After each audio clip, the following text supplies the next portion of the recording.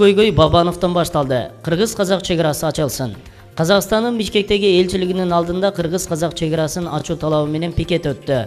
Ага 40ка чокул адам катышып, кыргыз менен казак эли бир тууган. ИАЭБтен чыгууну ойлону керек. Бардык көйгөй Бабановтан башталды. Кыргыз-казак чеграсы ачылсын деген жазууларды көтөрүп турушат.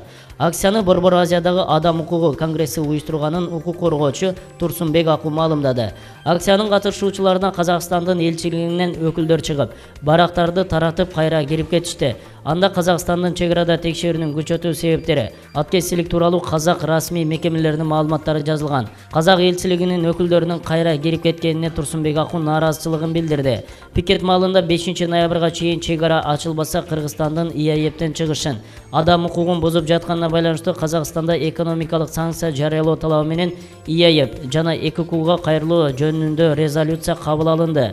Бир катар катышуучулар парламенттеги Республика Ата журт фракциясынын лидери 15 октябрдагы президенттик шайлоодо талапкер болгон Өмүрбек Бабановдун шайлоо алдында казак президенти Нурсултан Назарбаев менен жолугушканын сынга алышты. 8 октябрда Кыргызстандын президенти Алмазбек Атамбаев казак бийлигинин дарегине бир катар сын айткан.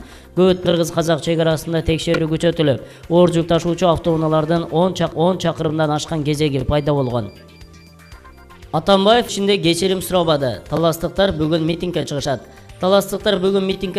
Бул тууралуу сөз эркиндигин коргоо комитетинин өкүлү Адил Турдукулов билдирген. Анын айтымында бүгүн саат 12:00 Таласта митинг өтөт. Алар президент Алмазбек Атамбаевдин Талас элинин кечирим сурашын талап кылышып чогулушаарын 29 октябрда тынчтык митингде билдиришкен. Белгилей кетсек, 29 октябрда Таласта тынчтык митинг өтүп, анда 1000ден ашуун адам нааразычылык акциясына чыгышкан. Акциянын катышуучулары президент Алмазбек Атамбаевди Талас кечирим сурашсын деп талап кылышкан эле.